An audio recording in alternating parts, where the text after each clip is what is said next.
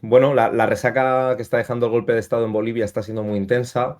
Tiene lecturas en todas las dimensiones y en todas las direcciones que nos podamos imaginar, tanto desde un punto de vista de la política interna boliviana. Vamos a hablar un poco de la oposición boliviana, de cómo reacciona al golpe y cómo está actuando ahora. Vamos a hablar también de lo que era el oficialismo o el entorno oficialista del movimiento al socialismo, cómo está reaccionando Evo, cómo está reaccionando Luis Arce. Vamos a hablar de Milei, vamos a hablar del impacto que tiene en América Latina, pero terminamos haciendo un poco una pequeña recopilación de lo que ha pasado en las últimas horas. Lo más destacado ha sido la detención de un comandante del Grupo Especial del Ejército Boliviano en el cuartel de Cotapachi, que está en Cochabamba, en el Cochabamba que, como bien sabréis es una zona que tiene un interés geoestratégico y que políticamente también se entiende de una manera singular en la política boliviana. Con esta detención ya son más de 20 los militares detenidos en Bolivia. Es importante señalar bueno, que esta detención en Cotapachi saca un poco el foco de la paz. Una de las especulaciones que se estaba haciendo mucho era sobre si este golpe de Estado había sido eso, con muy poca gente y muy concentrado en La Paz, y que solo había sido un movimiento que se había hecho en torno a la Plaza Murillo, que es la zona donde está el Palacio Presidencial, que no había tenido implantación en el resto del país. Vemos esta primera detención en Cochabamba. Concretamente hoy el viceministro del Interior del gobierno de Luis Arce, Johnny Aguilera, señalaba que había 19 militares que estaban involucrados en el golpe de Estado en Cochabamba y que, según los planes que tienen y la información que se había requisado en distintas sedes del ejército, había planes para que, pues eso, 19 militares de Cochabamba se incorporasen al golpe de Estado que estaba teniendo lugar en La Paz. A ello habría que señalar que hoy también las principales, bueno, un grupo de importantes organizaciones gremiales ha anunciado que va a continuar con paros en los próximos días debido al escenario económico, la crisis económica, la escasez de dólares, también la falta de combustible que hay. Y que por tanto volveríamos a ver un escenario de protestas sociales del que se ha hablado muy poco, muy por encima se habla en los medios de comunicación generalistas de que hay una crisis económica en Bolivia. El gobierno dice que no es una crisis económica, que es una situación momentánea de escasez de divisas. Pero como digo, el escenario social después de este shock de la primera semana también se va reactivando. Y a todo esto, y acabo con una última noticia, tres noticias que han llegado hoy desde Bolivia: la detención en Cotapachi y Cochabamba de militares. La segunda, la activación de movilizaciones por parte de sectores gremiales vinculados al levismo, aunque no solo, ¿vale? Y la tercera es, y a mí me parece quizá la más interesante, es que acaba ahora mismo hace cuestión de 2 horas, la sección del MAS afín a Evo Morales. Como sabéis, el MAS, el Movimiento al Socialismo, el partido político, el instrumento político que gobierna Bolivia, que primero gobernó con Evo, que después gobernó con Lucho Arce y que se rompió por esta disputa interna que tienen con varias facciones interesadas entre medias. Pues la parte de Evo Morales, que se reclama como auténtica portadora del MAS, ¿no? Acaba de registrar ante el Tribunal Supremo Electoral, que es el órgano, la máxima autoridad electoral y judicial del país, a ese ámbito, acaba de registrar un congreso para el 3 de septiembre en Villa Tunari, en lo que sería la zona del Alto de Villa Tunari, que es Cochabamba también. Esto querría decir que la facción de Evo Morales, que Evo Morales ha incrementado sustancialmente el tono, después de también inicialmente condenar el golpe de Estado. En los últimos días hemos visto como decía que el pueblo merecía la verdad, dejando entrever que esto podía ser un autogolpe, ¿no? Insinuaba que esto se debía a un autogolpe y señalaba con mucha dureza a Lucho Arce en declaraciones en la prensa.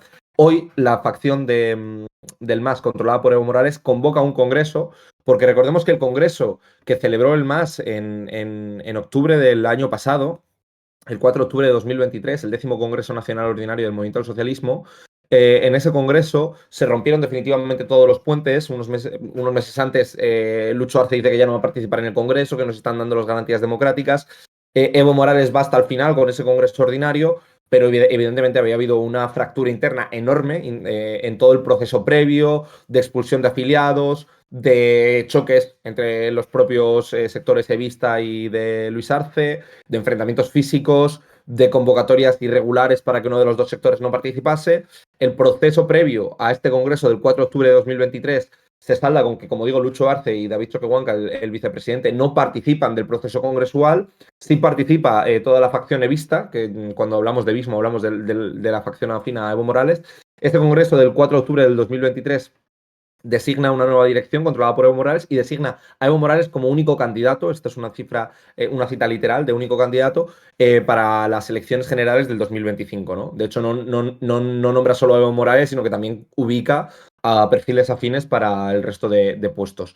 Este congreso del 4 de octubre es denunciado ante el Tribunal Supremo Electoral, que dice que efectivamente había habido irregularidades en el proceso previo y que no se puede, por tanto, dar por bueno el Congreso. Y desde el 4 de octubre de 2023 que tiene lugar el Congreso y el 31 de noviembre de ese mes que la sala del Tribunal Supremo Electoral lo anula, tanto la facción evista como la facción de Luis Arce han intentado convocar congresos desde sus distintas facciones diciendo que ellos son la auténtica representatividad del MAS, que van a convocar un congreso real, un congreso con garantías para quedarse realmente con todo el andamiaje del partido, ¿no? Para quedarse legalmente a ojos de la autoridad electoral con el partido.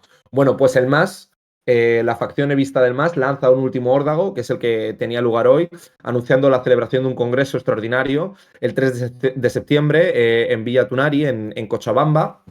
Lo hace presentando ante el Tribunal Supremo Electoral una solicitud de que el Tribunal Supremo Electoral acompañe el proceso. Ya lo hizo con anterioridad precisamente para que tuviese lugar un congreso controlado por ellos en julio. El Tribunal Supremo Electoral en esa ocasión lo desestimó. Veremos si en esta ocasión lo estima o lo desestima.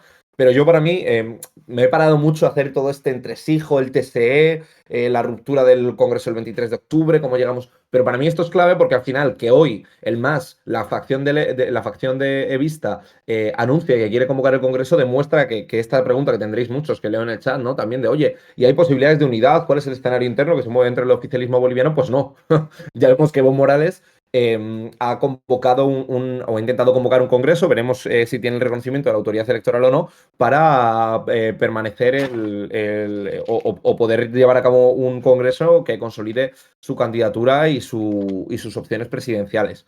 Me salgo un momento de la interna del MAS para simplemente decir que Evo Morales, como digo, ha estado diciendo en las últimas horas que parecía poco posible, y hablaba literalmente en un tuit, que mientras en el golpe de Estado del 2019 que sufrió él, ¿no? Recordemos esas elecciones del 2019 donde gana Evo Morales, pero lo hace con un margen muy estrecho, llegaba tras haber forzado legalmente la reelección no estaba permitida, él va a un referéndum para que el pueblo habilite la reelección, se rechaza en el referéndum, luego lo termina modificando, pero lo hace sin legitimidad y lo hace realmente con una interpretación de la Constitución muy flexible, es decir, lo hace al borde de la interpretación constitucional, ¿no? Pero bueno, en todo caso, las elecciones las gana, nosotros hablamos de golpe de Estado porque las elecciones Evo las gana, las podría ganar sin la legitimidad, con una reforma más o menos irregular, pero las gana, y ahí tiene lugar un golpe de Estado en el 2019, y decía Evo Morales hoy en Twitter que el golpe de Estado del 2019 fue con cientos de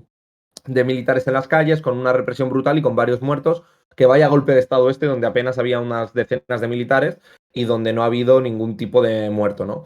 Esta hipótesis de que se trata de un autogolpe se la estamos escuchando también a algunos sectores de la derecha, concretamente a Yanine Áñez, ¿no? Esta presidenta interina que se salió tras el golpe de Estado del 19 y que representa quizá ahora mismo la línea más dura de la oposición boliviana. Y curiosamente, las declaraciones de Evo Morales han sido aprovechadas por el propio Javier Milei, por el presidente argentino, que recogía el cable y decía bueno, que evidentemente la Argentina no emitió ningún comunicado condenando el golpe de Estado, ni actuó de ninguna manera porque ya tenían informes que señalaban que se trataba de un autogolpe y que, bueno, las declaraciones y la información que les llega ahora mismo desde dentro del país, ¿no? Señalando las actuaciones de Evo Morales, pues ya indicaban que estábamos ante un autogolpe y no ante eso, ¿no? Esto ha desatado una crisis diplomática entre Bolivia y Argentina. Vamos a ver la dimensión que tiene. Parece que estamos hablando al menos de una retirada de embajadores o por lo menos una degradación del personal diplomático que está desplegado allí. Digo que vamos a ver qué pasa, porque lo que estamos viendo es una escalada. El canciller boliviano responde. Javier Milei, a través de un comunicado de la presidencia de la República de Argentina, ha tenido unas declaraciones muy duras. Por tanto, no me sorprendería ver una retirada de embajadores, una ruptura parcial de las relaciones diplomáticas y esta es una primera ola, ¿no?, de la resaca, que ya vamos teniendo varios días. Los medios de comunicación retiran el foco, pues nosotros hoy os queríamos traer estas 3, 4 noticias de Bolivia. Ahora profundizamos en todas ellas, vemos distintos perfiles. La primera, insisto, detención de un oficial en el cuartel de Cotapachi, en Cochabamba, acompañadas de una declaración del viceministro de Interior del gobierno de Luis Arce, asegurando que hasta 19 militares, según la información decomisada de Cochabamba, irían a participar en el golpe de Estado que estaba teniendo lugar en La Paz. Por otro lado, señalamos también que se habla de que van a comenzar movilizaciones, y cito textualmente, escalonadas en los próximos días, distintas organizaciones gremiales de los 9 departamentos del país, que tienen que ver fundamentalmente con la cuestión económica, pero que detrás también tiene que ver esa disputa política que hay en el seno del MAS. Y vamos a la cuarta noticia, que es que Evo Morales endurece el tono, habla de autogolpe, se desmarca de la solidaridad inicial mostrada con Lucho Arce y su facción presenta la documentación ante el Tribunal Supremo Electoral para intentar celebrar un congreso del MAS el 3 de septiembre. Recordemos que el congreso del 23 de octubre de 2023, en el que oficialmente se rompe y Evo Morales se queda con el aparato del partido, se es proclamado candidato a la presidencia, no es considerado válido por las autoridades electorales, y desde entonces se vive una rotura de hecho, pero bueno, no desde un punto de vista de iure, ¿no? O sea, están rotas las facciones internas del MAS. Lucho Arce desde hace tiempo opera con sus propios grupos, ¿no? Evo Morales opera con sus propios grupos, pero legalmente no ha habido un congreso en el que se elijan nuevas direcciones o en el que Lucho Arce haya dicho, bueno, pues voy a celebrar un congreso fundacional de una nueva fuerza política, ni nada por el estilo. Y en esa disputa legalista, hoy la facción de Evo Morales da un paso más al intentar convocar un congreso extraordinario del MAS para el día 3 de septiembre en Villa Tunari, Cochabamba. Yo diría que esto es lo fundamental, junto con la crisis diplomática que se está viviendo en Argentina. Os leo por aquí, ¿no?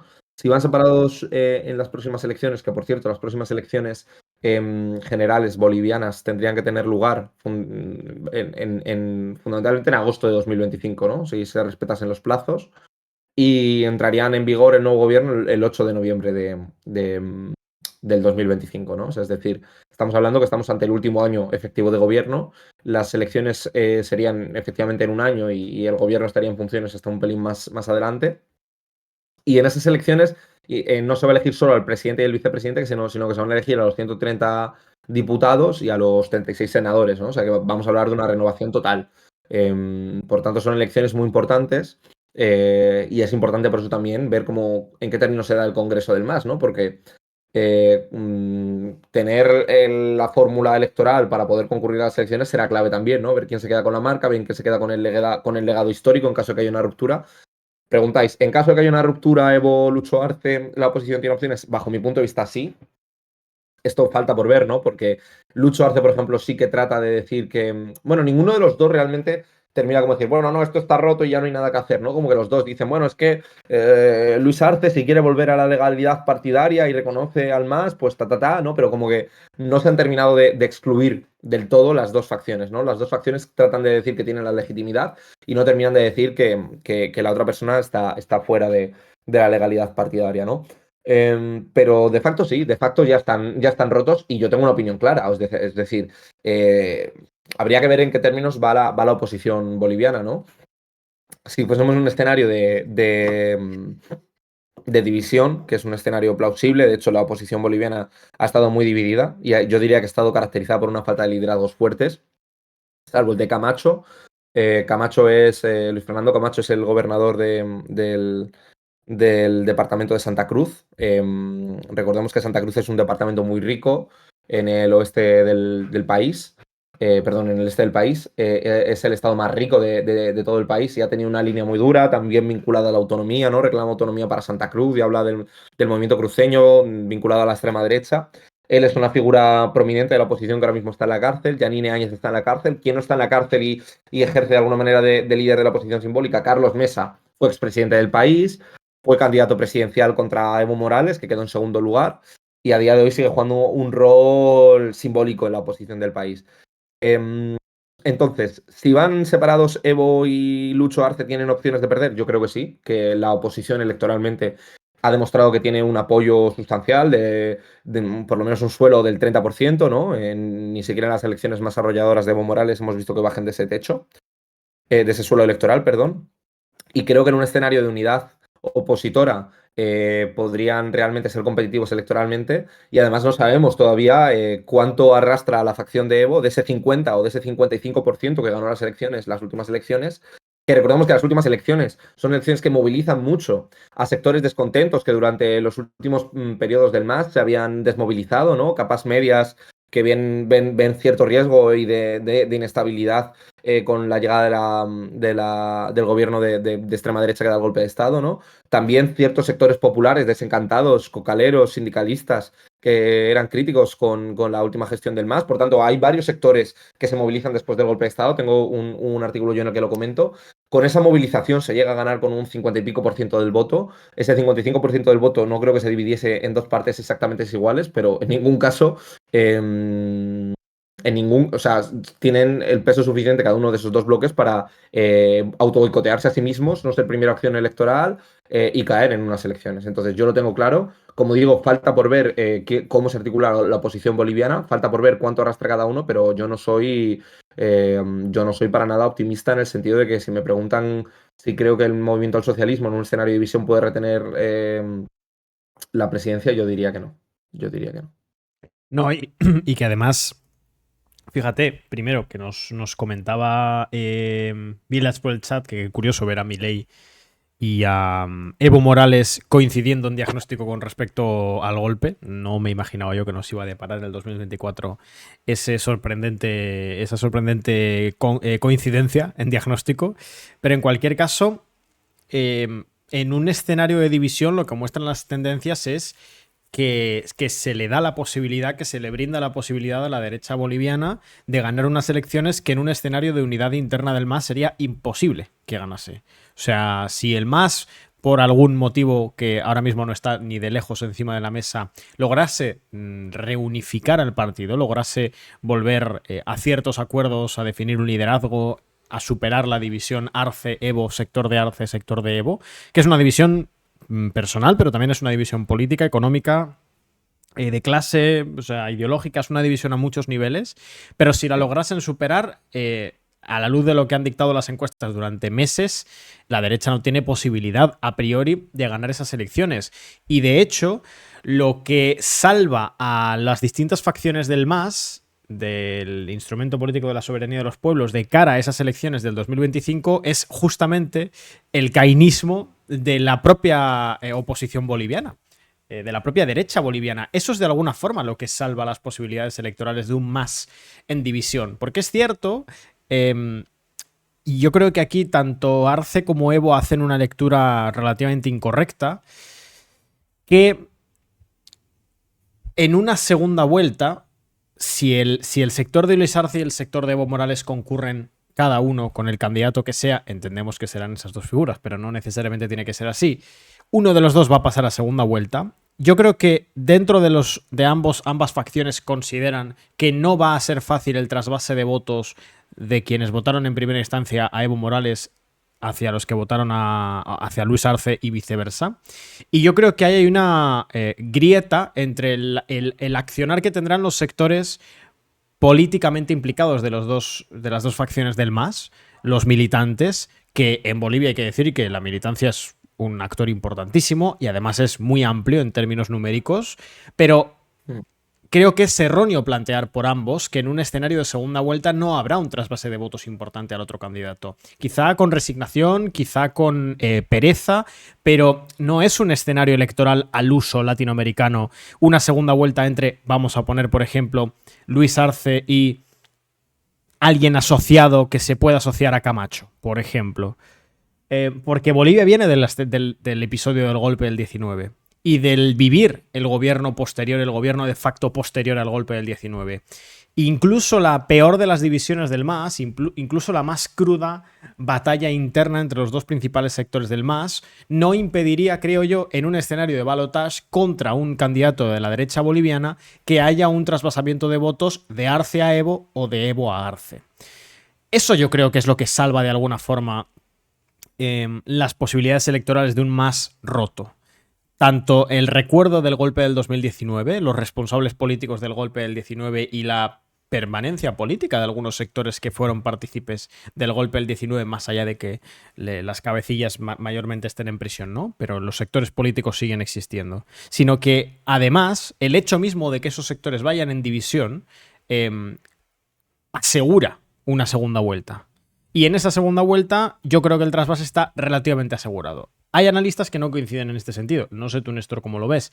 Yo creo que si el escenario fuese un escenario al uso electoral latinoamericano, una quiebra política interna de las características y de las dimensiones del MAS sí que podría imposibilitar un trasvase de votos, pero con el recuerdo del golpe del 19 será más fácil, incluso, como digo, con esta ruptura, que es una ruptura con acusaciones muy graves, o sea, acusaciones de narcotráfico, acusaciones de autogolpe, o sea, estamos hablando de unas acusaciones brutales, pero que sin embargo, nominalmente hablando, no se ha producido la ruptura como tal.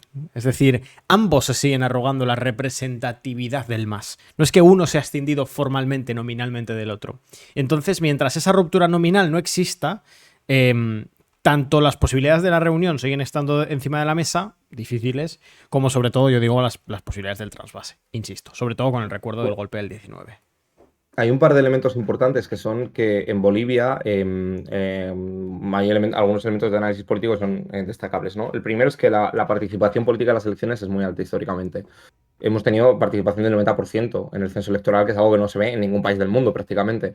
En las últimas elecciones participó el 88% del censo, el 88,4% del censo. Luis Arce obtiene el mejor resultado numérico en votos totales. También es verdad que porque Bolivia es un país en crecimiento demográfico, y obtiene 3.400.000 votos, el 55% del voto, que es un poco más que es bastante más del 47% que obtuvo Evo un año antes. Es un poquito más también es un poquito menos que el 61% que obtuvo Evo en las elecciones del 2014. En el 2009 Evo obtuvo un 64%. Es decir, ya vemos que en el momento álgido del MAS, cuando Evo era reelegido con el 65% del voto, pues ese es el techo del MAS. Luego, la base que tienen con unos índices de participación tras el golpe de Estado, es decir, es difícil que puedan haber movilizado más, el escenario sea más ilusionante para movilizar el electorado que en el 2020. Nos dice que hay como 3,5 millones de votos, un poco menos, con un 90% de participación, no hay mucho más que rascar, de voto al MAS. Entonces, vamos a ver en qué porcentajes absolutos se divide. De todas maneras, el escenario de división plantea en mi opinión, claro, lo más inmediatista es decir, bueno, ¿y en las elecciones se podría dar? Pues hay un montón de variables, ¿no? Vamos a ver si la oposición concurre, si no, vamos a ver cómo queda la composición del MAS. Vamos a ver lo primero si se salvase la unidad. Si no se salva la unidad, cómo va cada uno a las elecciones y qué tienen enfrente. Pero bueno, a la pregunta de qué ocurriría, pues es verdad que tú numéricamente puedes ver que podría darse que uno de los dos pasase a segunda vuelta o que los dos pasasen a segunda vuelta y que en ese escenario se diese una mayoría porque hay un trasvase de votos casi total, ¿no? Entre las dos sensibilidades del MAS. Pero ya hay una duda casi, que es lo más interesante para mí. Yo creo que esto requiere un análisis más calmado, pero todo lo que ha pasado con el golpe y todo lo que está pasando ahora es una crisis de identidad del proceso de transformación social y político de Bolivia. Es decir, esta revolución boliviana de la que habla Evo, ¿no? Ese proceso de transformación de Bolivia, de la Bolivia plurinacional, tal y cual, que es uno de los pocos casos de gobiernos del socialismo del siglo XXI, de la ola rosa, que continuaba hasta ahora, tiene, como tú decías, una división política e ideológica profunda, más allá de la diferencia de liderazgo, que en mi opinión yo creo que es casi la más importante, la que más pesa, ¿eh? O sea, yo no creo que haya un choque de sensibilidades o de ideologías gordo. Creo que lo más gordo o lo más importante es una diferencia en términos personales ahora mismo, ¿eh? No digo que no haya diferencias políticas, podemos hablar del discurso en términos de clase, podemos hablar del discurso en términos de desarrollo económico, pero creo que el grueso fundamental del programa lo comparten. Entonces, creo que la clave va a ser que este escenario, si vamos a la división como es lo que parece, ahí hay un tema de identidad, de hacia dónde va Bolivia si es que continúa el gobierno. Cualquiera de los dos. Oye, ¿puede ganar alguno de los dos? Pues sí. Y si gana uno u otro, para mí veremos que estaremos ante un nuevo escenario. Y en todo caso, lo que hemos visto con 2 golpes de Estado en 2 años, o un intento de golpe de Estado y un golpe de Estado, ¿no? Porque del 19 nosotros no tenemos ninguno en calificarlo como tal. Y del el historial histórico de Bolivia, el papel que ha jugado, las insurrecciones violentas que hemos tenido en Santa Cruz, el historial de participación de las Fuerzas Armadas en la vida política boliviana. Coño, un escenario de división invita a pensar bueno, que aunque puedan ganar numéricamente, es un país frágil desde un punto de vista de que se pueda consolidar, si se divide de manera traumática, el proceso iniciado por el movimiento al socialismo. No sé cómo lo ves tú.